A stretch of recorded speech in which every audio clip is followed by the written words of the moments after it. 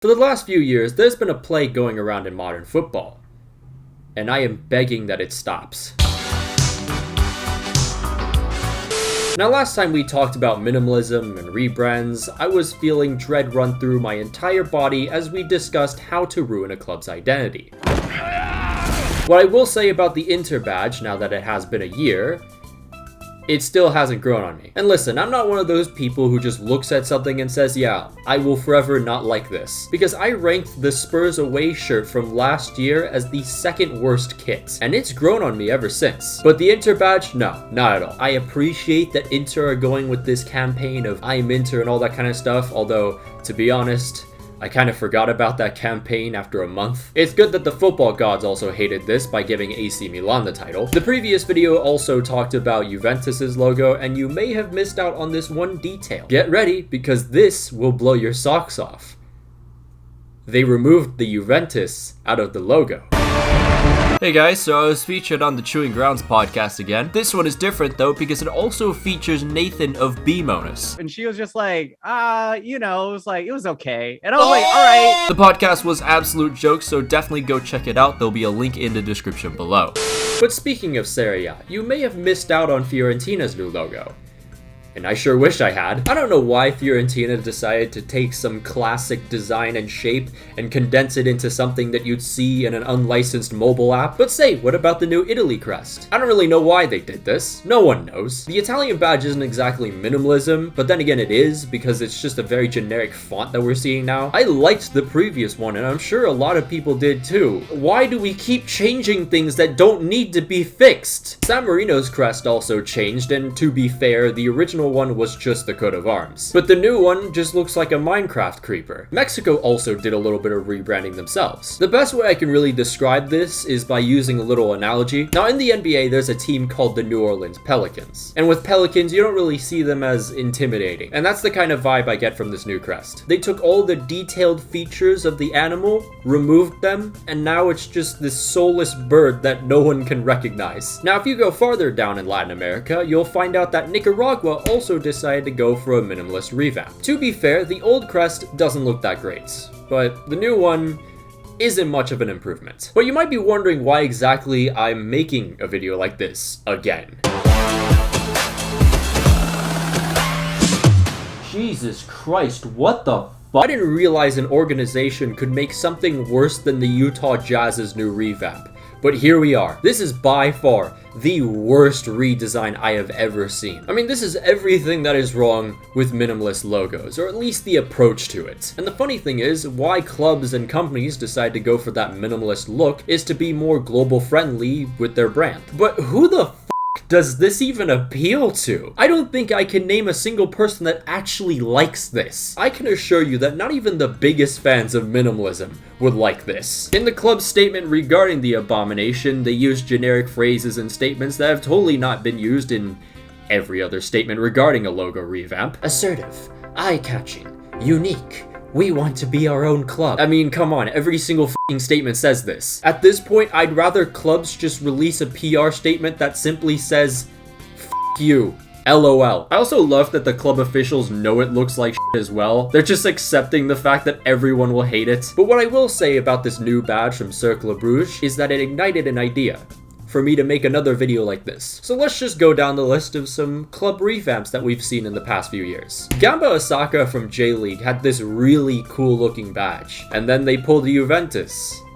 But instead of a J, it's a G. We also had FC Nantes who went for a minimalist badge as well. I actually remember talking about this in the previous video, but I can't really remember what I said, so we'll just talk about the fact that so many elements of the previous older badge that has a lot more history to it was absolutely eviscerated for a giant N. And the same person who redesigned Nantes also redesigned Stade Rennes. The original badge wasn't amazing, don't get me wrong, but now it just has no identity whatsoever. Now, if you guys didn't learn, Bordeaux have actually dropped down to, I think, the third tier. You can thank the American owners and Lopez for that. But who could ever forget when the American owners just, for some reason, wanted to rebrand? And dear Lord, it was awful. But another club that had a revamp that kind of went under the radar was FC Metz. I like the approach that they were going for, but they just kind of ignored the other side of the original badge. Like, I think it would have been cool to see the cross being wrapped around by this dragon-looking figure. Bristol City back in 2019 decided to change their look as well. The original was basically just the coat of arms, and while Bristol City had the right idea with the robin, the symbol looks just too simplistic. It's not the worst of the minimalistic redesigns, but there was definitely some potential there. USL's Central Valley Fuego FC also underwent some changes. The original badge had some personality to it. You could see, you know, the fact that it has a flame, because fuego,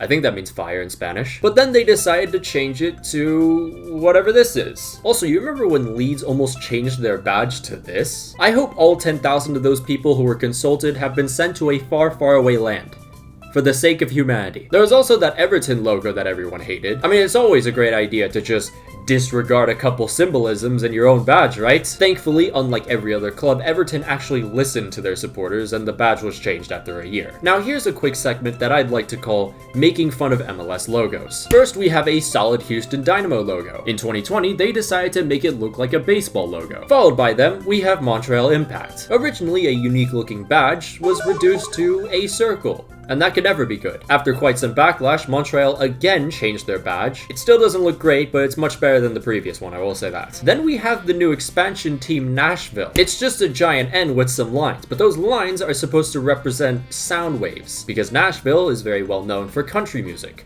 by far one of the worst genres of music since the 2000s. Get out of my head, get out of my head, get out of my head, get out of my head, get out of my head, get out of my head. It actually amuses me that somehow minimalism managed to f up sound waves. How do you do that? There's Chicago Fire, where the original badge actually looked pretty nice. In 2019, it was then reduced to whatever the f this is. And after some backlash, they decided to change it to whatever the f this is. I mean, come on. But by far, my favorite proof of de-evolution would be Columbus Crew. The Columbus Crew's original badge went so goddamn hard, and then they changed it to something a little more football traditional. It wasn't bad nor great, it just basically looked like black and yellow Bayern. But then, they didn't think that was enough, so they reduced everything to a giant C. Are you f***ing kidding me? However, that is not the worst MLS logo, because that crown goes to the actual MLS. I have no idea how they got away with this piece of shit.